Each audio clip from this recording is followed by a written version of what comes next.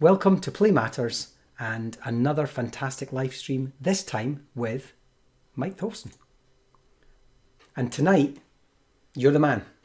And I work on the Microsoft education team. I'm a product manager, and I do a lot of stuff with, well, I do stuff with OneNote in education, but a lot of my time is also spent on accessibility and the inclusive classroom. And so what I'll be doing today, I'm going to share my screen here, and I'm going to be talking about inclusive classrooms and accessibility and a lot about the new stuff. So what's new in this space? So I am also on Twitter here, and I also have a YouTube channel with lots of quick tips, and I'll talk about that a little bit later too. But just to get going, before we get into the details, at a very high level, Microsoft's mission in education is to empower every student on the planet to achieve more. And I love that mission. And inclusion is built into that mission. I like to say we're not trying to empower 84% of the students. We're not trying to empower 94.3% of the students. We want to empower 100% of all students. And I also like to talk about our technology is built in, mainstream, non-stigmatizing, and free. Now with remote learning, this gets even more important. Whether you're doing remote learning or hybrid learning, either way, we want to make sure that we have inclusive access for everyone. And so that means everyone at home can access the technology, people at school in hybrid situations can access the technology, and we really want to make sure that everything stays inclusive. Now, at a high level, how we think about this, we want to make sure students can get independence, and that can especially be if you're doing remote learning. You know, students at home with parents, they don't have the educator right there next to them where they might historically have had that person. And we also want to make sure that teachers can engage every learner and teachers can reach every learner. And then lastly, we want to make sure that schools can make their goals around equity and inclusion. And how can a school system make sure that all students are included in the learning process? Whatever their needs are, can the technology help them reach those goals? So that's how Microsoft thinks about this at a system level, to be able to make sure that all of those goals are met around inclusion and accessibility and equity. And so that's how we think about it at a high level. When Microsoft thinks about accessibility across our entire company, and I won't be covering all these topics today, but I think it's really important to understand as a company, we have so many accessible solutions, and these are built in, mainstream, non-stigmatizing, and free. So built into our offerings. The most common thing I hear all the time is, oh my gosh, Mike, I had no idea that you had all these things available. I didn't even know. So if you're an educator or a school, make sure you know about the technologies that you already have access to. And if you want to deep dive into visual, low vision, blind, hearing, mobility, all of these, we've got this sway that documents everything in beautiful detail and organized by these 6 categories. So this is something to explore if you have time later. It's a really, really nice document. I encourage people to check it out. Now today we'll be talking about some of the latest updates across the inclusive classroom in reading, writing, math, and communication. That's how we frame these things. And we use inclusive design principles to really guide us in how we think about it. So, for example, with our reading technologies and Immersive Reader, yes, it's going to help students with dyslexia. Yes, it will help early readers. It'll also help students that are non-native speakers. Could help students who are more advanced and just want to hear things read out loud. It could help students with vision impairments. So this inclusive design concept really makes it so these technologies can help all students in various different ways, sometimes in ways that we didn't ever design for. Like Immersive Reader, for example, is helping many students with autism and focus and attention issues in ways that we didn't necessarily design for that, but because we designed inclusively, it is helping those students as well. Now, moving on to the what's new. What's the new latest updates that are either announced or coming or in place already to help out with the inclusive classroom? And this is where I get excited because these are a lot of the products and features that I work on personally And so it's always fun to be able to talk about and show the latest and greatest updates.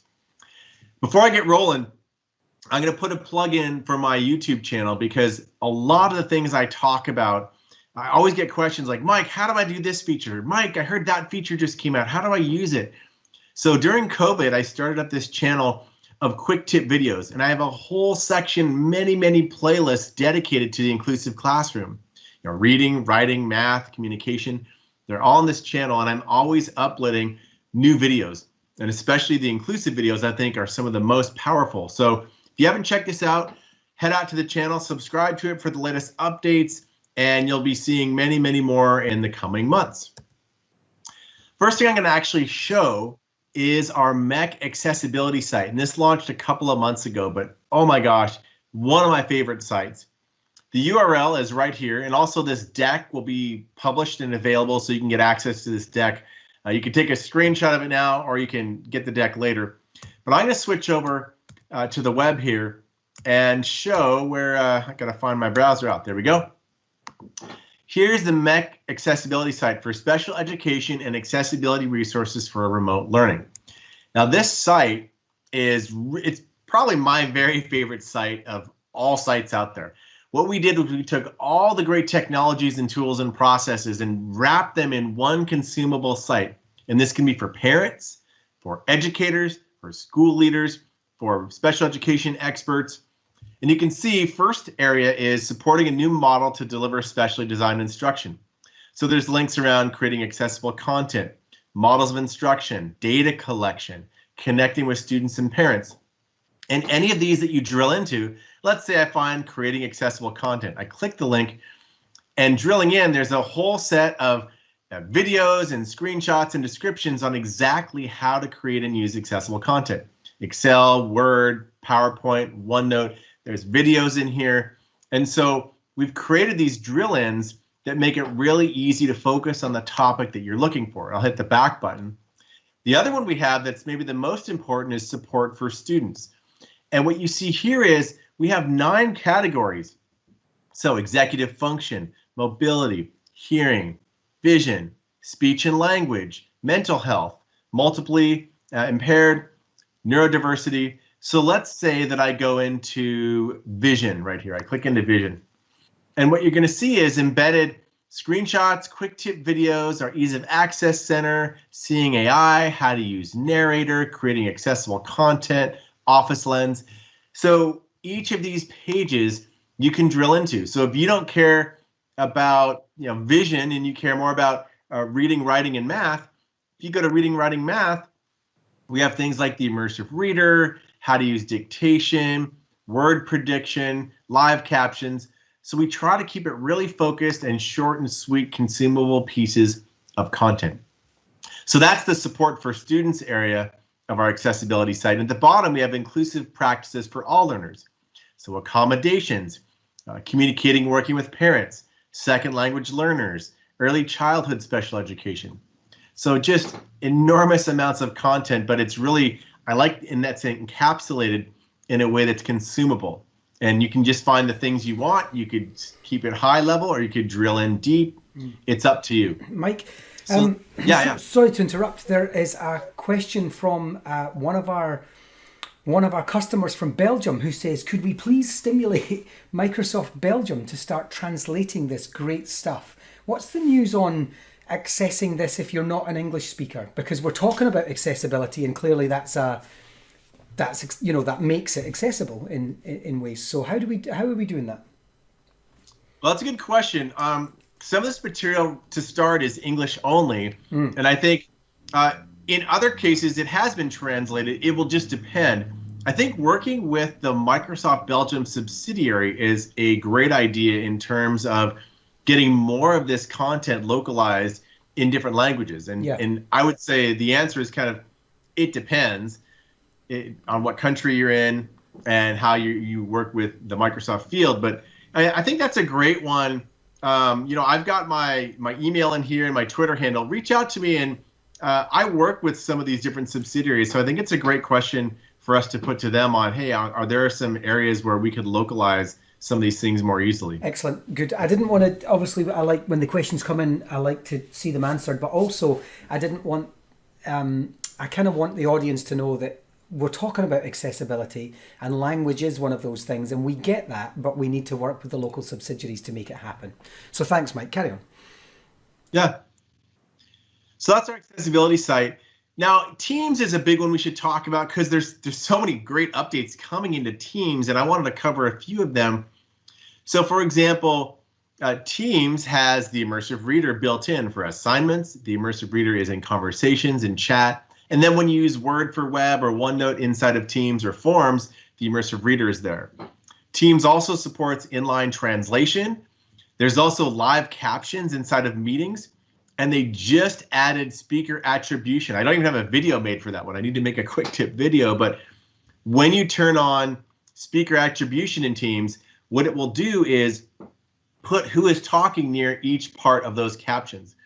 Now, to the person from Belgium who will probably ask, hey, is that coming in my language? The answer is yes. It's not out quite yet, but very soon you'll have the ability to translate in meetings for different languages. So French and German and Dutch and Norwegian, Swedish, Arabic, Chinese.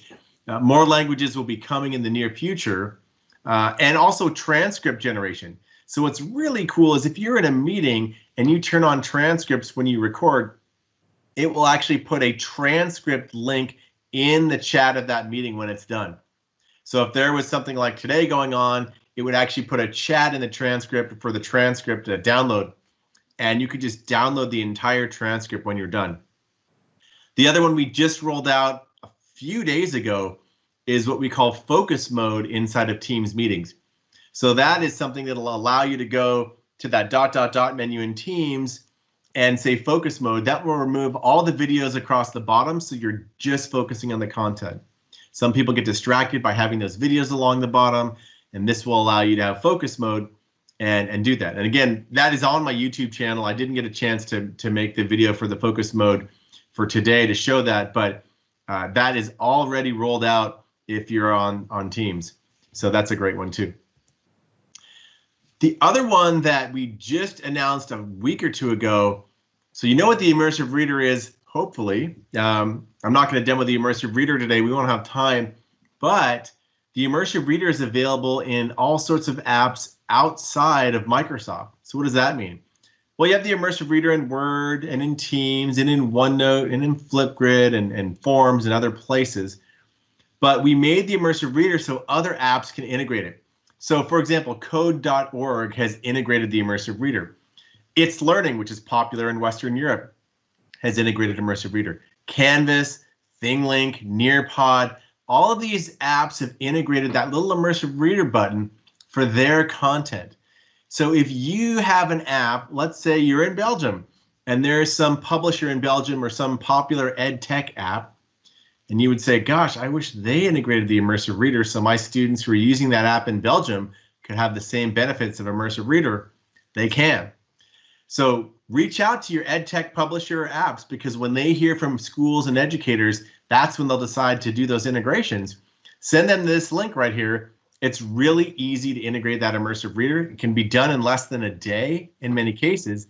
Here's an example of code.org. You can see code.org, they have this little Immersive Reader button. If you click it, it takes all those instructions in code.org and it renders them in the Immersive Reader. So it's really easy to do. We've had more and more apps integrating the Immersive Reader, and I would encourage you as well out there, hey, reach out to your EdTech app and say, hey, look, code.org did it, It's Learning did it, Canvas did it. It's not that hard. So that's code.org. The other one that we recently started rolling out was the Immersive Reader in Outlook Desktop. So the desktop version of Outlook. Turns out there is a whole lot of Outlook users in the world, and we want to make Immersive Reader available to them as well. So that's just starting to roll out. It's in the Outlook Desktop. If you're part of Office 365, it'll start rolling out right about now. It's also coming to the Windows 10 Mail app. So if you use the Windows 10 Mail app that's just built into Windows 10, in the next, probably it'll take another month or two for it to fully roll out, but the Immersive Reader is coming there as well. So that's a really, really broad set of people that can access Immersive Reader. And it's not just for students. It could be for parents, it could be for educators, it could be for anyone. So we're quite excited about that one coming out as well. Another one, I haven't even tweeted this out, Stephen. I feel like I have to tweet this one out after the show today. I just haven't had time. But we already support Microsoft Forms, embedding them in OneNote. So you can generate a practice quiz in OneNote. You can embed forms in OneNote. Well, we just enabled the ability to turn on the Immersive Reader for math in forms. So if you have a form that's embedded in OneNote, Immersive Reader now works in it. But there's also math support. So in that form, there's a little ... menu. You can say enable the Immersive Reader. I can now read my math out loud on a form embedded in OneNote. It's pretty awesome. So if you're generating a practice quiz in OneNote, which already exists, you get a bunch of complex math questions that you've generated as part of your practice, you can read them out loud now. And you can do all those things with Immersive Reader on that embedded form. So that's brand new, very recently rolled out. So I'm pretty excited about that one. It's like a little bit of Inception. You've got a form in OneNote and you hit the Immersive Reader on the form in the OneNote. The other one that I'm quite excited about, and this rolled out probably a week ago, and your assignment for today, giving everyone assignment, is download the Microsoft Math Solver app. It works on iOS or Android, and it's not an app that not everyone knows about yet. It's students can use it, teachers can use it, but it's great for students. Think about students at home practicing math problems and wanting to get help independently. So here's what the Microsoft Math Solver app does. I'm going to launch the Math Solver app. You can take a photo of typed out math or even written math, and it uses the math solving equation capabilities that we have in OneNote. So watch this. I'll launch the app, and I'm going to take a photo right here of a piece of paper. It runs OCR. I'm going to choose View Solution Steps. It solves it, and I can view the steps and hit Immersive Reader. So I took a picture of a photo. I'm now reading out loud of that math problem. I can do things like do line spacing. I can change the color. I can translate that math problem I took a photo of into a different language. So we'll translate it to Spanish. Works for French, German, too, Dutch. Now I'm reading out that math problem in Spanish. Everything came from that photo that I took and put it into the Math Solver app. So, oh my gosh, I'm loving this technology to be able to let students do inclusive math engagement. And this is fully free. It doesn't cost a dime. Mike, I feel like I've just called you Mike Metaman Tholfsen, because what I've discovered is that every time you tell me something, there's something else in something that was in something else that we could do. Yeah. So it's like, not only can you do this, but inside that you can do this, and inside that is Immersive Reader. It's truly meta. I love it. Yeah. This is a great one. The Math Solver, you solve the solution, and nestled inside is a little Immersive Reader. So yeah, this is a great one. I love this one. And just to be clear, there is nothing else on planet Earth that will do what you just saw right there. There's just nothing else out there. Like taking photos of math, yes. Solving math, yes. But then taking that and adding the inclusive Immersive Reader, translating, reading out loud. There's nothing in the world out there that'll do that. Lovely. Team Unicorn has just said, who's a teacher in the States, we need Immersive Reader with Stephen Reed's voice. Who's ready to upvote it? I'll read it. Well, Stephen, since we're talking future and we're talking meta and we're talking Stephen Reed, Microsoft announced probably 6 months ago, and it's not fully out yet, and it's a little more expensive, but it'll get cheaper in the future. There is the ability to have Stephen Reed or Mike or you or anyone record their voice. You have to read out loud for a certain amount of time and capture it, but they can take your voice and turn it into text-to-speech read out loud voice of Stephen Reed, let's say. So then, Stephen, imagine a world, not now, in the future, in which Stephen Reed does his read aloud, and then there's an option in Immersive Reader that says, use the whatever that voice is. You have to upload it or point to it a certain way. We haven't figured out the design yet, but we could turn read aloud Stephen Reed into a voice. Or here's another example.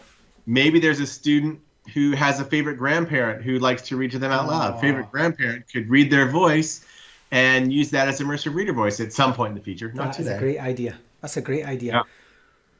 And Yeah. then I could So- just sort of read it in French. I could read it in German. I mean, nobody needs to hear that. But Yeah. Stephen, read in Chinese. Oh, carry on, Mike. Thank you. Yeah. So a lot of possibilities there. The other one that I just, oh my gosh, I love this capability. It takes the power of Microsoft Translator, which can translate into 70 languages, and it takes it into PowerPoint. And there's a feature called PowerPoint Live. And what it does, and I'm going to show this in a second through a little video I've recorded, it will allow you as a presenter to generate a join code. So let's say Stephen is going to be presenting on Minecraft, and he's got people in 20 different languages all joining in. He would be able to take his presentation, not the Minecraft part, the demo is not this, but the presentation like the PowerPoint, and generate a link that people could then join and choose to caption in their language. So as he's presenting, Mike will see the slides with little captions in the language he chooses, like French or Arabic or Spanish or Chinese. So I'm going to show what that looks like. So I'll hit play. This is available in PowerPoint for the web today. So you go to slideshow and choose present live, and you'll be able to choose to people in my organization or externally, but we'll say do it in my organization, in my school. It generates this join code. So if I was presenting right now, this join code's not live, but if I were, there's a QR code and a little join code link. So if Stephen took his phone or device or web browser and went here, they would join a session, and it's a PowerPoint live session. And the way that works is on Stephen's device or other people's device, they would now see this presentation. There's a little join code, and I'm going to show what it looks like. It can work with a phone or a browser or an iPad, whatever.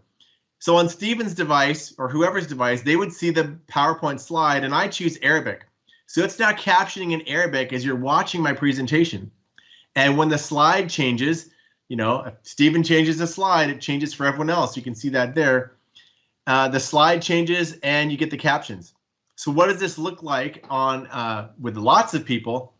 So here's someone in English on their iPhone, someone on Chinese with their browser, and someone using Spanish on their iPad. And it all works in real time. It's like completely mind-blowing.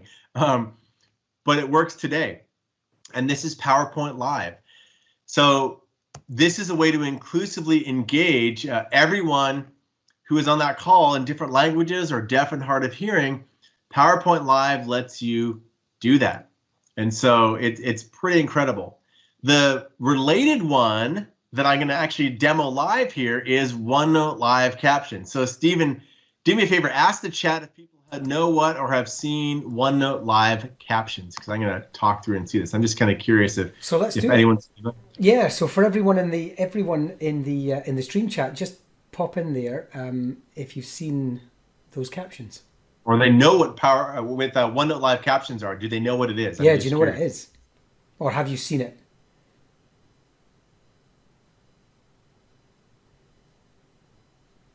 Team Unicorn said you've showed it before. Well, tell Team Unicorn I'm going to show it again. They can hear you. You know that, right? So what it is we took Microsoft Translator and we fused it together with OneNote. And why did we do that? Well, before you tell us why, Kathy Kersnowski says, heck yeah, I've used it and it blows everyone's minds. Yeah. Well, Kathy, get ready to get your mind blown again.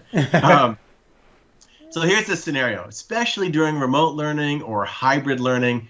Think about students that are trying to take notes while the professor or the educator is talking. There's a lot of information coming in. And whether you are deaf and hard of hearing, maybe you can't hear what they're saying. Maybe you're getting overwhelmed, ADHD, dyslexia, dysgraphia. It could be hard to try and take notes while all that information is coming. Maybe you don't speak the native language. It's hard for you to listen in the language that's being spoken, convert that in your brain, and take notes all at the same time. There's so many reasons why that it can be very hard to do. Well, with Microsoft Translator, using that same technology that powers that PowerPoint Live you just saw, what I'll be able to do, we're gonna switch into a mode where Mike is the professor, and my screen will be a student who's taking notes. So Professor Mike is using Microsoft Translator, which is free on iPad, it's free on iOS, it's free on Android, it's free in the browser. So Professor Mike has Translator on his phone, and he started up a session in which all my little students are going to join so they can get the captions in real time. So I'm in OneNote for the web. Now this is in private beta, Stephen, so not everyone can use this unless they're part of our private beta program, which our good friend Kathy is, which is great. But it's in testing mode right now, so not everyone can use this. I go to the View tab in OneNote for the web, and way over on the right-hand side, you're going to see Live Captions. And I'm going to click Live Captions. So the student now is saying, oh, there's a live caption session that my professor started, so I'm going to put in that join code. So if I was a professor, I would give everyone the join code. And I've already got this going, so I'm going to type in the join code here, JCZRA. And I'm going to start talking now as a professor. So I'll click join, and my language is English. Now, as I'm talking, you'll be able to see the captions coming through on the right-hand side. And this is what we call OneNote Live Captions. Now, as a student, I'm still in the middle of the page, and I'm taking notes in the middle. You know, maybe I will be drawing and inking as I'm taking notes. So I'm still using OneNote, and everyone else should be seeing the captions coming through on the right-hand side as I'm talking. Now, let's say that Mike said something really important, and as a student, I say, oh my gosh, I need to highlight that, and I'm going to hit pause. Now, you can see the captions, Stephen, have paused, right? Like they've paused. I'm going to go and highlight something. So I'm going to say, you know, this is really important here. And as I'm continuing, I'm going to say green. That's important over there. And I might make this much bigger. So as Mike has been talking, imagine that as a student, I'm afraid that I got behind. I'm like, oh no, I've lost all those captions. Well, don't worry, Stephen, because when you hit resume, everything Mike was saying catches up. See how it captured everything I was saying. So I like paused the captions, but now I'm caught back up. So it allows that student to not get left behind. The other thing is there's automatically a transcript. So over on the left-hand side here, there's a transcript section. And see all these different pages are generated. So every session, it automatically captures the transcript. Now, this hasn't been saved yet because it takes a little bit of time to get caught back up. But that transcript session will automatically capture the entire page of notes. There we go. See how I refreshed? And now all of those captions are automatically captured there. And you see that? Yeah. So everything is saved automatically. So you could do that, and you could do that for meetings, which would then capture your minutes, right? Yeah, if you turn this on for a meeting, as long as someone starts up a translator session, this is all captured automatically. But you do need Microsoft Translator. You just saved me hours of my life, Mike. Now, the other thing is, you know, my friend from Belgium might say, yeah, but, you know, I don't understand English quite as well. Does this work in other languages? Now, the answer is yes. So let's go to the view menu. I can go back to notes. So let's say I was in my class taking some notes in a different language. I'll hit the live captions button.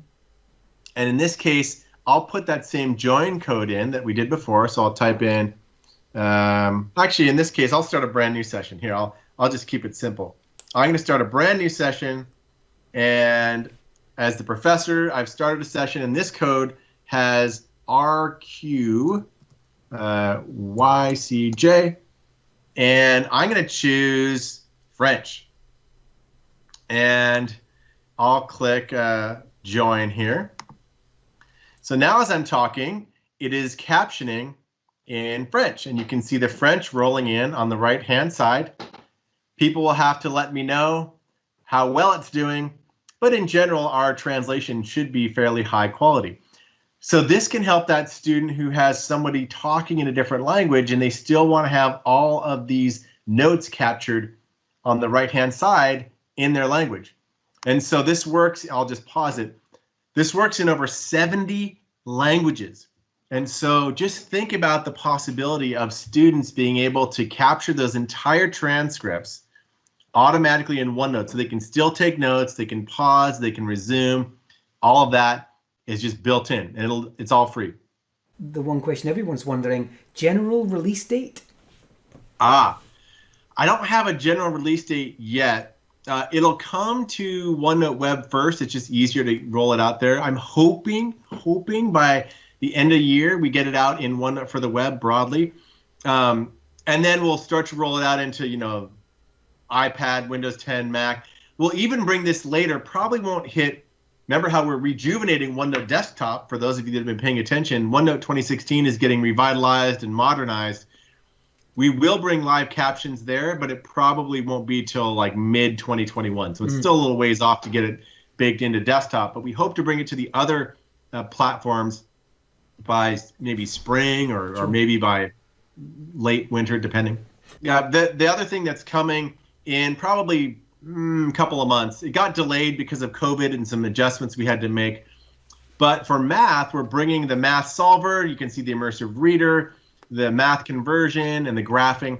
We're bringing all of that to OneNote for iPad. So especially maybe students who are a little bit younger using iPads, all of our math tools are coming to the iPad, which will be pretty incredible, including the Ink to Math and the immersive reader, of course, and the practice generating a quiz. That'll all come OneNote iPad, probably like December, maybe January. We had to delay it a little bit, but that's coming too. The other thing I always want to make sure people know about are our interactive guides. So these are, you might say, gosh, Mike showed all these cool things. I want to be able to have parents play with this themselves. I don't know how. Our interactive guides are free and available. So we have inclusive reading, inclusive writing, math, and communication. These are web-based and they're click-through. So, way more stuff than I showed today is available to be able to play with and click through these interactive guides and share them out. They've been very popular, and they're designed to show all of our accessible features and technology. So highly encourage you to check those out if you have a chance. Just a reminder, the YouTube channel where these videos are, like the OneNote captions, the focus mode in Teams, pretty much everything I talk about, I turn into a video I get so many questions from educators on how to do these things. Back when COVID hit, I said, you know what? I should make a YouTube channel to make it easier for anyone to find how to do these things, just to scale out the usage and awareness so people can self-serve, so to speak. So definitely check that out. And then there's some great resources here. That MEC accessibility page that I talked about and I showed. There's an immersive reader page in the Microsoft Educator community. And there's a wakelet that I put together that has everything on immersive reader that you would ever want to know. That's right there. And then lastly, I'll leave up this page. This whole deck is publicly available. I just put it out today. So the link is here. The QR code is here if you're a QR code person. And my email and Twitter handle are below. So if you have questions, you want to reach out, engage, feel free, whatever way that works best for you. If you found this video useful, give it a like. Now, if you want to keep up with all the latest quick tip videos that I'll keep releasing, subscribe to my channel and then just ring the bell so you get notified for all the new videos that post.